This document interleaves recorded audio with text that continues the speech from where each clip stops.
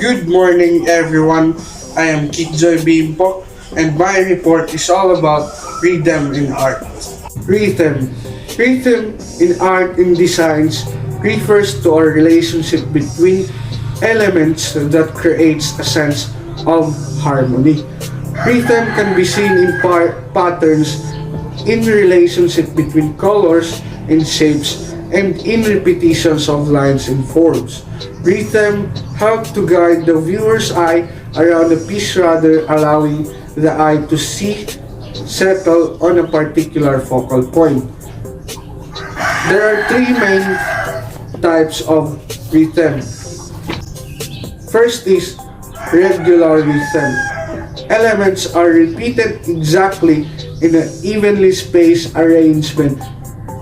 Regular rhythm describes an artwork that contains repeating elements with a specified order or arrangement that can be measured. Some regular rhythm examples include evenly spaced windows or tiles. The most obvious regular rhythm is one in which elements are repeated exactly over and over again. First example is the structure of Mezquita in Cordoba, Spain, is supported by a series of striped arches supported by columns. The spacing between columns and their size, shape, color, and pattern are always exactly the same. The resulting regular rhythm suggests a space that could stretch on infinitely. Another example is regular rhythm can involve changing elements when the change is the same each time. Three Flags, Jan Jasper, 1958 is an example of regular rhythm. Jan reproduced the American flag three times. The flag are identical except their size changes each time. In spite of the change in scale, the relationship between the colors and shapes of each of the flag is easy to see. The viewer's eye moves smoothly from the larger flag at the back into the smaller one in the center and back out again. It is pleasing to the eye and does not force the viewer into focusing on one particular point in the painting. Flowing rhythm. Flowing rhythms are created when organic shapes and forms are repeated or where repetition is irregular. This results in a sense of movement or flow. Movement is suggested through repeating organic shapes or through irregular repetitions of repeating elements. Flowing rhythm describes an artwork that contains curve or circular elements that give the art movement.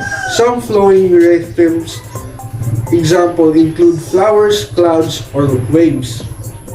Example of this, the Tree of Life, Gustav Klimt, 1905-09, is an example of flowing rhythm using line and shape.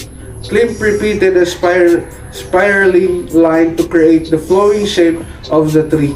It leads the viewer's eye from the middle of the painting out the sides of the artwork, where we see human figures.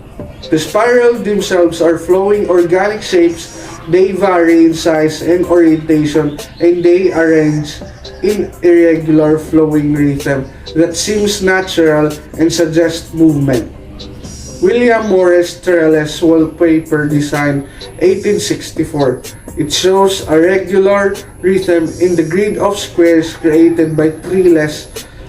There is also flowing rhythm in natural, curving shapes of the stem and branches of climbing plant. Progressive rhythm features elements that are changed every time they repeat. A sequence is created in which the elements are changed slightly every time they are repeated.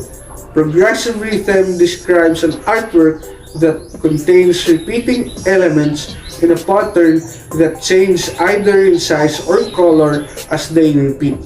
Some progressive rhythm examples including building blocks arranged from smallest to largest, and spirals.